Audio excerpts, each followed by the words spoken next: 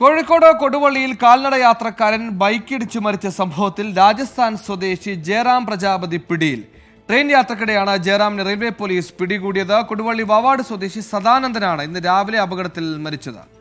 രാഹുൽ സുരേഷ്, ഈ അപകടത്തിന്റെ പശ്ചാത്തലം എന്തായിരുന്നു? ഇയാൾ രക്ഷപ്പെടാൻ ശ്രമിക്കുകയായിരുന്നു?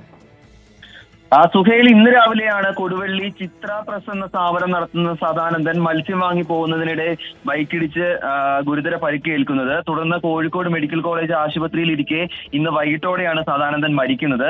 ഈ അപകടം നടന്ന ഉടൻ തന്നെ ബൈക്ക് ഉപേക്ഷിച്ച് പ്രതി രക്ഷപ്പെടുകയായിരുന്നു.